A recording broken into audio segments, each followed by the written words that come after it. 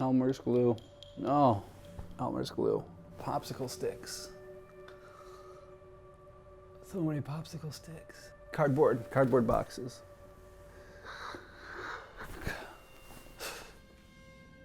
Hey, it's AP. And today we're gonna make a replica of the house from Nightmare on Elm Street in paper mache. Check it out.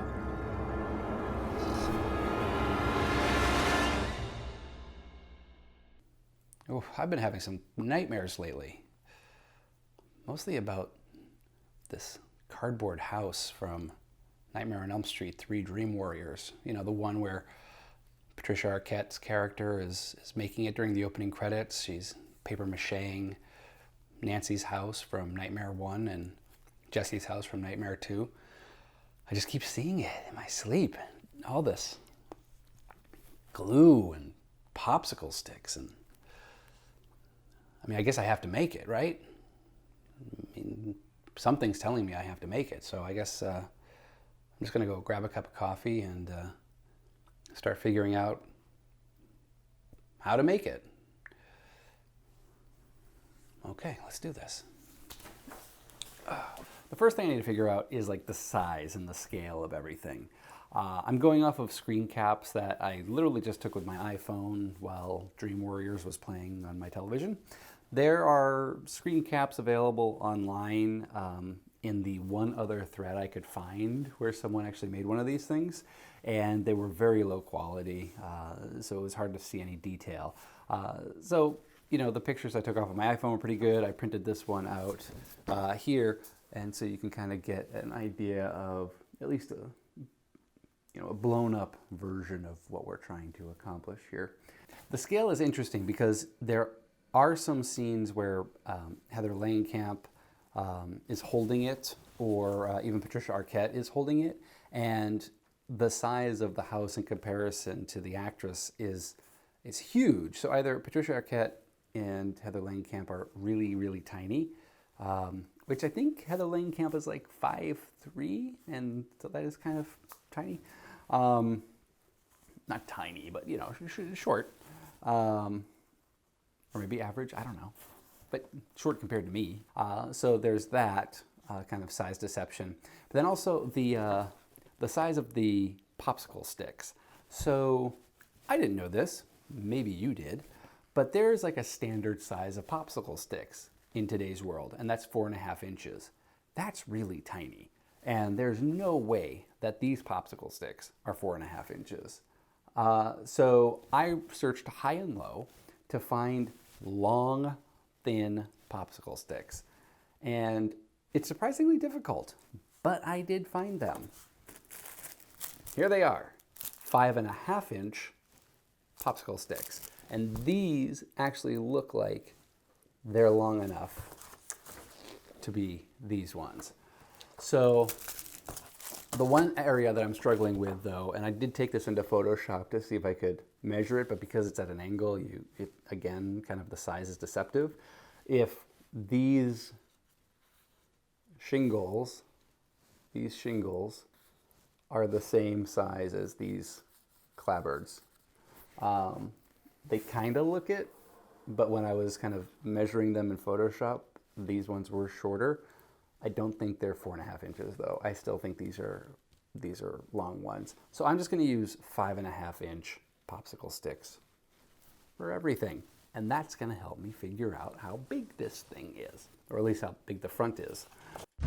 The screen cap shows that both sides of the house use full-length popsicle sticks, so this made my job very easy. I just laid out the popsicle sticks like the image. The door frame was tricky, however, it looked to be approximately half the width of a full popsicle stick. That puts us to 15 inches. Okay, yeah, all right. So I'm going to make this 15 inches wide. The height will be the 5 7/16 of the front kind of wall piece. And then the roof is really just the length of these. And it's a kind of a, what is it called? A Dutch colonial? Yeah, Dutch colonial. So the roof is kind of like angled on top of itself. Like that. So, all right, so I think those measurements make sense. So in essence, we're gonna do, so 5 7/16. This will be 5 7/16. And then we get another angle. That actually seems bigger. Does it? No. Let's make that 5 7/16 as well. 5 7/16 as well. So, and then we just repeat on the other side, and that gets us, I'm sure there's a math teacher or geometry teacher somewhere going, what the hell is he doing? Okay, and then this gives us our side, and on the side we have a window and a window. All right, I think I have my measurements, and hopefully they're as simple as I'm thinking that they are. All right, let's start measuring and cutting it out.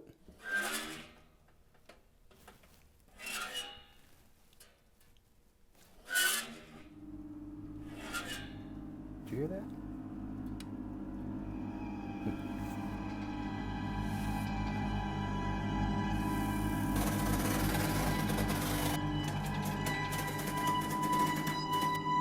I used one of the front panels as a guide and kind of eyeballed the profile of the house.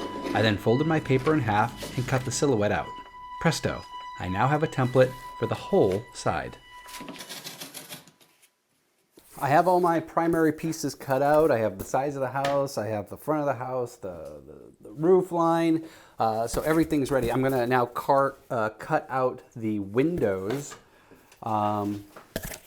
And so I kind of sketched those out. Can you see that? Can you see that? How about now? Kinda? Not really? All right. I'll show you pictures. But I was able to get screen caps of both sides of the house. And so I have a general idea of where they're all going to go. So I'm just going to kind of draw those out, cut them out. And then I should be ready to glue this all together. I need to figure out what I'm going to put this on. In the movie, you can see there's a paper mache base to this, but I don't know if I have a piece of cardboard that's big enough. You know what? One problem at a time. So let's do the windows and then glue this all together. And then I'm going to call it a day.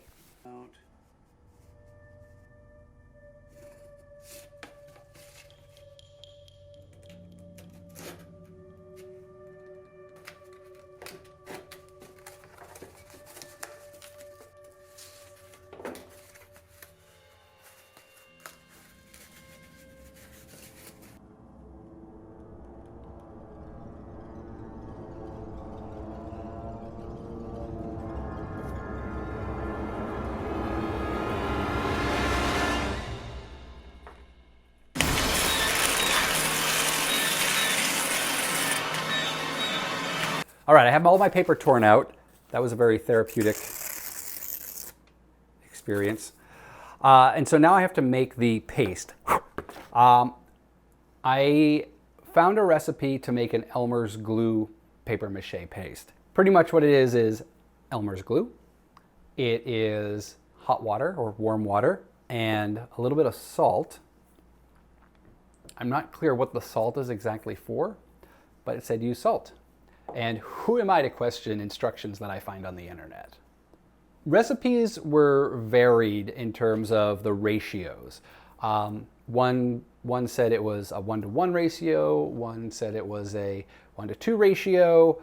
The recipe I'm gonna go with is I'm gonna use a 1 to a 3/4 ratio and just see how that goes down. So this is 225 milliliters, which is approximately a cup? Yeah, a cup. Yes, sure. Pretend I'm right. A cup. So I'm going to use 1 whole bottle of this to 3/4 cup of warm water, my salt, and that should give me a nice paste to do my paper macheing. Oh, but I just realized I don't have a stir stick, so give me a second. Alrighty, I have my stir stick. So let's brew up some paper mache glue.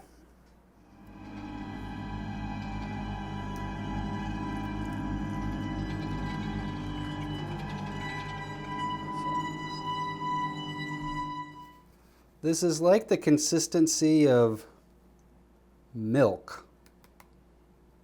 I don't know if that's right or not, but we're going to try it. I mean, the worst thing that can happen, I mean, the mache is not going to be here for structural integrity. I mean, that's what the cardboard is for. The mache is really just almost the top coat of this. So I'm going to start taking some of my torn pieces here and macheing. Let's see. Ooh, it's gross. Okay. Yeah. All right. Actually, it feels like paper mache.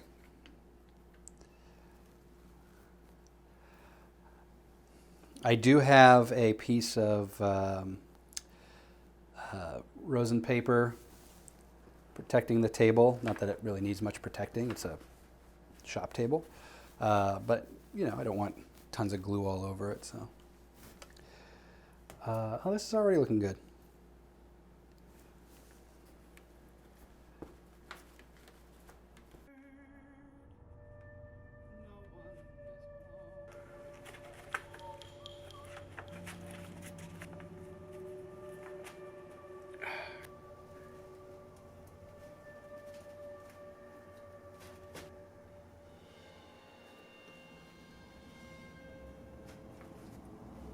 One thing that you miss out on by using the glue paper mache versus the flour paper mache is that the flour, because it's, you know, it's white and it's textured, you get a nice kind of grungy, textured, faded end product.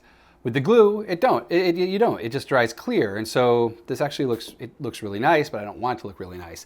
So what I'm going to do is I'm going to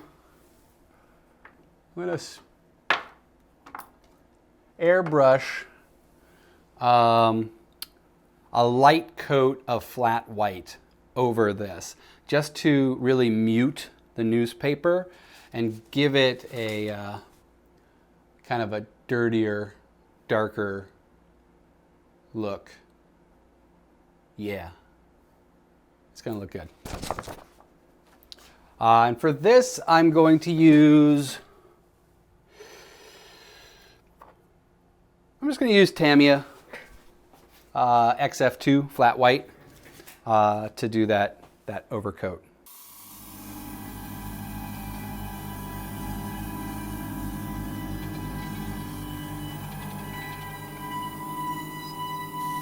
I figured since I had the air gun out, I might as well do the popsicle sticks too.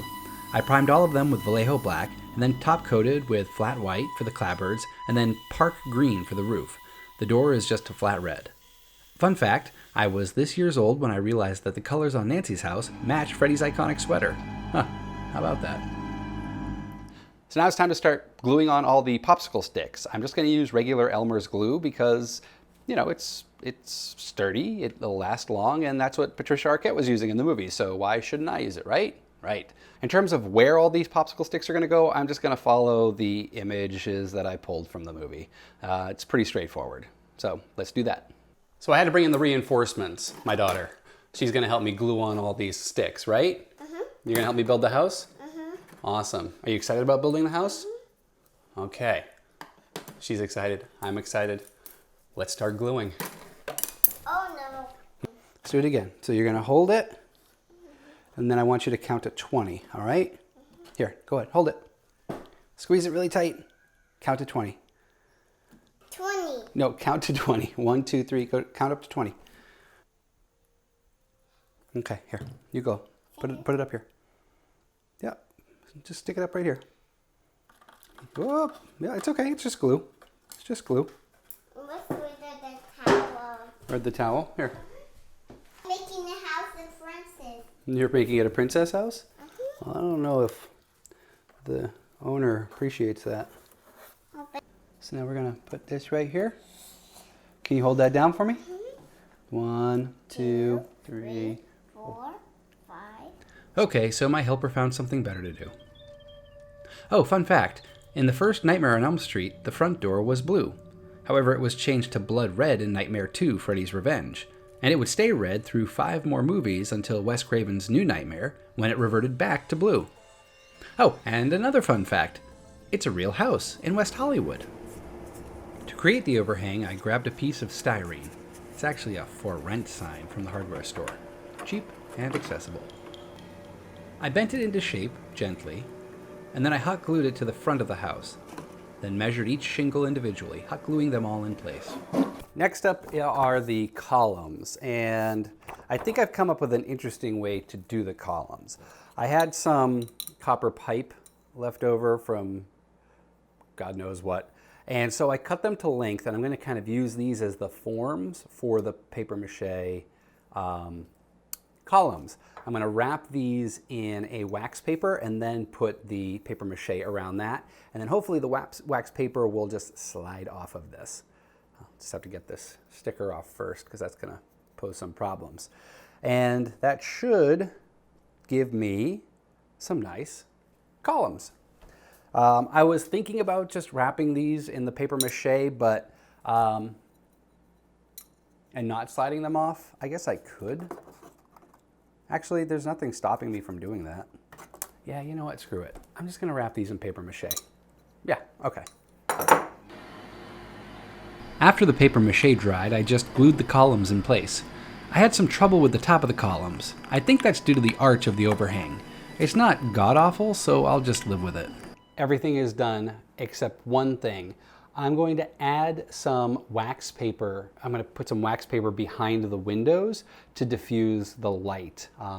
It'll also kind of add a dimension to this that I think adds a level of reality to it. If that makes any sense, like right now, if I'm looking at it dead on, I can see through it. I can see the cardboard on the other side. If I had done this true to the film, the boards over the windows would be tighter together. That was my screw up because I wasn't paying attention when I was putting these on. But anyway, so I think having the wax paper behind the windows, though, is going to really add a lot of character to this and diffuse the light very nicely. So let's add that in, and then we are done.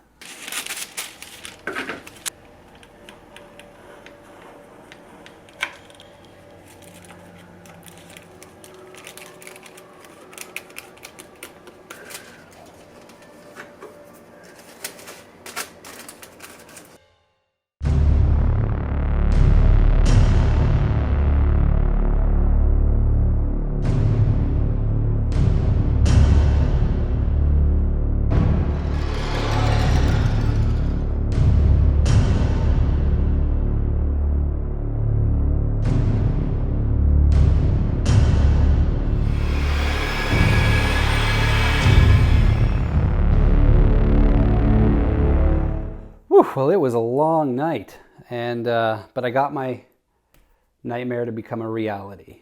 We brought this thing to life. It's not 100% movie accurate or screen accurate, and that's okay. It gets the essence across. When you look at it, you know that this is the Nightmare on Elm Street house. I had a spare LED light that kind of rotates through the colors, and putting that in here with the light diffused adds a really nice, eerie vibe to this model, and I just love it. This is a welcome addition to my Halloween decor, and I hope it is a welcome addition to your Halloween decor if you decide to venture into this project.